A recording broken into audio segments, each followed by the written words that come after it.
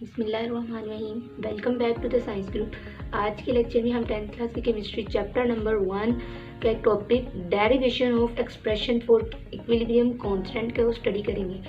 तो सबसे पहले हमने एक जनरल रिएक्शन लिया है ए।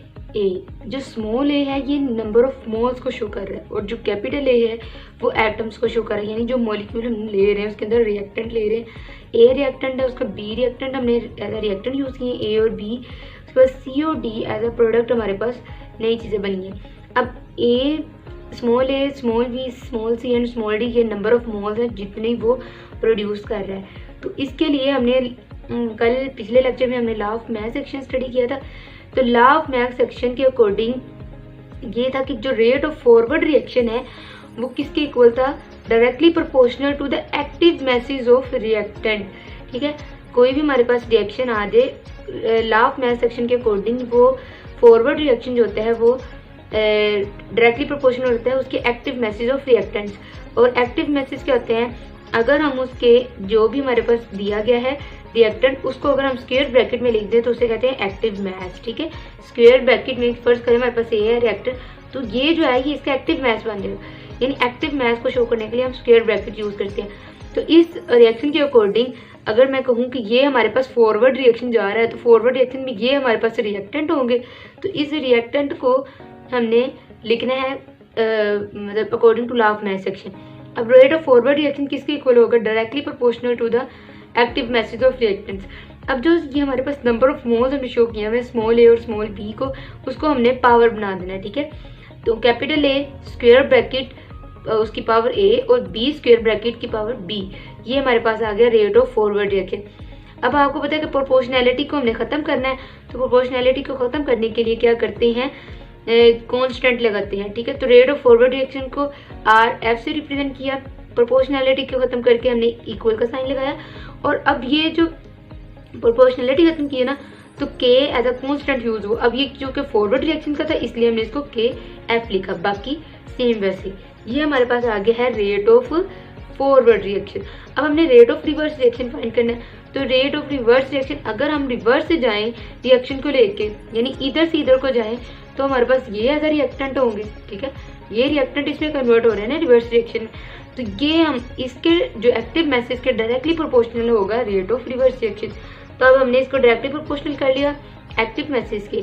अब प्रोपोर्शनैलिटी को हमने खत्म करना है, तो क्या करेंगे, इक्वल का साइन लगाएंगे और के एज अ कांस्टेंट यूज करेंगे। के एज अ कांस्टेंट यूज करेंगे जिसमें हमारे पास रेट ऑफ रिवर्स रिएक्शन चुके, तो आर इसके साथ लगाते हैं क्योंकि के आर इसका रेट ऑफ रिवर्स रिएक्शन का प्रोपोर्शनैलिटी कांस्टेंट है। अब सी और डी एक्टिव मैच जो है वो वैसे ही इसके साथ आ जाएगी। तो ये हमारे पास आ गया एक रेट ऑफ रिवर्स रिएक्शन और ये हमारे पास आ गया रेट ऑफ फॉरवर्ड रिएक्शन। अब जब इक्विलिब्रियम स्टैब्लिश होता है किसी भी रिएक्शन में, तो वहां पे क्या होता है कि रेट ऑफ फॉरवर्ड जो है वो किसके इक्वल हो जाता है, रेट ऑफ रिवर्स रिएक्शन के। तो मैंने वो लिखा।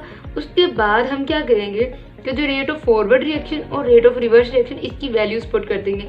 तो रेट ऑफ फॉरवर्ड रिएक्शन क्या था, के एफ स्क्वायर ब्रैकेट ए की power A B square bracket की पावर बी, वो लिखा। रेट ऑफ रिवर्स रिएक्शन क्या है, के आर सी की स्क्वायर ब्रैकेट की पावर सी और डी स्क्वायर ब्रैकेट की पावर डी, तो वो मैंने लिख दिया वैसे। अब आपको पता है कि इस जो हमारे पास ये वाली कंडीशन बनी है इसमें टू कांस्टेंट है, यानी एक ये कांस्टेंट है एक ये कांस्टेंट है और बाकी हमारे पास वैल्यूज है। तो हम कांस्टेंट को एक साइड पे कर लेंगे। मैंने क्या किया, के एफ इधर ही रखा और के आर इधर मल्टीप्लाई था तो इधर आके डिवाइड हो गया, तो यानी के एफ ओवर के आर। अब सी और डी ये हमने एक्टिव मैसेज ऊपर रखे, उसके बाद डिवाइड किया, ये इधर मल्टीप्लाई है इधर आके डिवाइड हो गया, तो मैंने वो लिख दिया। अब ये हमारे पास ये एक बन गया। अब जो है आपको पता है के एफ और के आर दो कांस्टेंट ही है, तो हम इन दोनों कांस्टेंट की जगह एक और कांस्टेंट लेट कर लेंगे। तो आपने पिछले में भी किया था, के एफ और के आर को क्या कहते हैं, के सी के इक्वल लेट कर लेते हैं इक्विलिब्रियम कांस्टेंट के। तो हम उसकी जगह के सी पुट करेंगे, तो हमारे पास के सी की वैल्यू क्या आ गई है,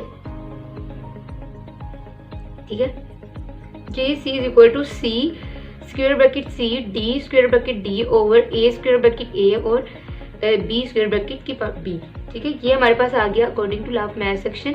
हमने डेरिवेशन निकाली है किसकी, इक्विलिब्रियम कांस्टेंट की। ओके, अब हम इसकी एग्जांपल लेंगे। जैसे फर्स्ट करें, आपको आ जाता है नाइट्रोजन के साथ ऑक्सीजन का रिएक्शन और कहते हैं कि इसका हमें इक्विलिब्रियम कांस्टेंट निकाल के दें। नाइट्रोजन भी गैस है, ऑक्सीजन भी गैस और नाइट्रोजन ऑक्साइड जो बना है वो भी एक गैस है। ठीक है, अब क्या है, हमने इक्विलिब्रियम कांस्टेंट का रिएक्शन निकालना है ना। अब आप इस रिएक्शन में अगर देखो, सबसे पहले तो हम रेट ऑफ फॉरवर्ड रिएक्शन, ठीक है, रेट ऑफ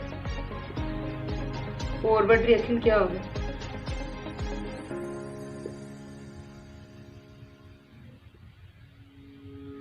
किसके डायरेक्टली प्रोपोर्शनल है, ये सीधा ही लिख देते हैं। हमें रेट ऑफ फॉरवर्ड रिएक्शन का पता है ना, क्या होता है, के एफ आ जाता है प्रोपोर्शनलिटी कांस्टेंट, और उसके साथ क्या आते हैं, एक्टिव मैसेज ऑफ रिएक्टेंट। तो हमारे पास ये एक्टिव मैसेज फॉरवर्ड रिएक्शन में, तो ये हम इसके एक्टिव मैसेज ले लेंगे, नाइट्रोजन, ठीक है, ये 2 वैसे है। नंबर ऑफ मोल्स को आपने पावर में शो करना है, लेकिन अगर आपके पास ये आ जाए ना उसके एटम्स, यानी नाइट्रोजन के यहाँ पे 2 एटम्स है, तो वो हम स्केयर में नहीं शो करेंगे, वो पावर में शो करेंगे, वो हम ऐसे लिखेंगे। इसके साथ ये किसके साथ मल्टीप्लाई हो रहा है, ऑक्सीजन की साथ। ठीक है, तो ये हमारे पास आ गया rate of forward reaction.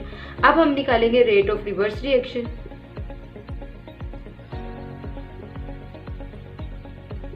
Rate of reverse reaction जब निकालेंगे वो किसके इक्वल होगा, के आर के।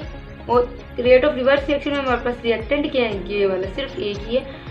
अब मुझे बताएं कि अब ये देखिए, उसमें जो था वो नंबर ऑफ एटम्स थे 2, इसमें क्या है, नंबर ऑफ मोल्स।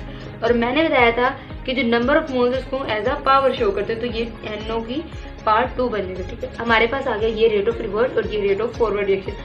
अब इक्विलिब्रियम स्टेट में क्या होता है, जो रेट ऑफ फॉरवर्ड और वो रेट ऑफ रिवर्स रिएक्शन दोनों क्या होते हैं, इक्वल हो जाते हैं। ठीक है, रेट ऑफ, अब रेट ऑफ फॉरवर्ड रिएक्शन हमारे पास क्या है, KF इंटू N2 और 2। ठीक है, और रेट ऑफ रिवर्स रिएक्शन है KR NO की पावर 2।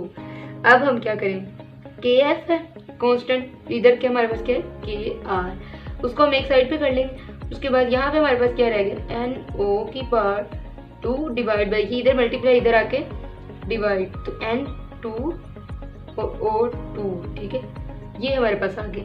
अब आपको पता है KF और KR को जगह हमने क्या पुट किया था, KC, KC आ गया वैसे ही NO की पावर 2 डिवाइड बाई N2 की स्क्वायर ब्रैकेट और O2 का स्क्वायर। आगे समझ। अब ये हमारे पास आ गया equilibrium constant for this reaction. इस तरह अगर हमें कोई भी रिएक्शन दे दिया जाए तो उसका हम equilibrium constant easily find out कर सकते हैं। अब हम अगले एक एग्जांपल लेंगे जिसमें नाइट्रोजन जो है वो हाइड्रोजन के साथ मिलके अमोनिया बना रहा है। ठीक है, नाइट्रोजन हाइड्रोजन के साथ मिलके अमोनिया बना रहा है। इसको हम बैलेंस करेंगे। नाइट्रोजन के यहाँ 2 है, यहाँ पे इसको 2 लगा लेंगे। अब 3 2 are 6 यानी हाइड्रोजन 6 हो गई, यहाँ पे 2 है तो यहाँ 3 लगा के इसको हमने बैलेंस कर लिया। अब जो है हमने इसका KC फाइंड करना है। तो सबसे पहले क्या करेंगे, रेट ऑफ फॉरवर्ड रिएक्शन निकालेंगे। और आपको पता है कि रेट ऑफ फॉरवर्ड रिएक्शन है किसके इक्वल होता है, KF active masses of reactants. अब इसमें रिएक्टेंट क्या है, एक तो नाइट्रोजन है और दूसरा है हाइड्रोजन। अब हाइड्रोजन के साथ कितने नंबर ऑफ मोल्स है, 3, तो उसको हमने एज अ पावर लिख देना है। ये हमारे पास आ गया रेट ऑफ फॉरवर्ड रिएक्शन। अब हम निकालेंगे rate of reverse reaction. Rate of reverse reaction क्या होगा, KR और इस एक्टिव मैसेज ऑफ रिएक्टेंट, यानी रिवर्स इधर को जाना है तो इस लिहाज से रिवर्स का ये रिएक्टेंट है, तो इसमें NH3 सिर्फ एक ही रिएक्टेंट यूज हो, तो NH3 लिख देंगे। अब इसके साथ नंबर ऑफ मोल्स कितने, 2, तो उसको पावर में लिख देंगे। अब क्या करेंगे, अब हम इसका KC फाइंड आउट करेंगे। अब KC फाइंड आउट करने के लिए सबसे पहले हम क्या करेंगे, इक्विलिब्रियम स्टेज पे जो होता है रेट ऑफ फॉरवर्ड रिएक्शन किससे इक्वल होता है, रेट ऑफ रिवर्स रिएक्शन के। अब रेट ऑफ फॉरवर्ड रिएक्शन की वैल्यू पुट करेंगे और रिवर्स की भी, तो KF N2 और साथ में H2 आ जाएगा। ठीक है, उसके बाद रेट ऑफ रिवर्स रिएक्शन क्या है, KR NH3 की पावर 2 और हाइड्रोजन की यहाँ पावर क्या है, 3। ओके, अब हमने ये भी कांस्टेंट, ये भी कांस्टेंट, इनको हम अलग कर लेंगे, KF ओवर KR। अब NH3 इधर वैसे ही रहा की पावर 2 डिवाइड बाई ये मल्टीप्लाई इधर आके डिवाइड हो जाए नाइट्रोजन की, उसके बाद हाइड्रोजन की कितनी है 3, ठीक है। अब आपको पता है KF और KR को हमने किसके इक्वल लेट किया था KC के, तो मैं उसकी जगह KC लगा दूँ। NH3 हमारे पास वैसे ही आ गया N2 और H2 की पावर 3, ठीक है। आगे समझ, तो ये हमारे पास आ गया KC की वैल्यू फॉर दिस रिएक्शन, ठीक है। इस रिएक्शन की KC की वैल्यू ये है, और नाइट्रोजन ऑक्सीजन ने जब नाइट्रोजन ऑक्साइड बनाया तो उसकी नाइट्रोजन मोनोऑक्साइड, तो उसके अंदर जो है KC की वैल्यू ये आई थी। तो दोनों में आप देखें डिफरेंस है, इसमें जो है ऊपर वाले की पावर भी 2, इसमें भी 2, लेकिन इसमें नीचे वाली एक की 1 और दूसरे की 3, इसमें जो है दोनों की पावर 1 है। होप सो आपको ये लेक्चर समझ आ गया होगा। अगर समझ आया तो लाइक करें, शेयर करें और सब्सक्राइब कर दें। मिलते हैं एक नई वीडियो में। अल्लाह हाफिज़।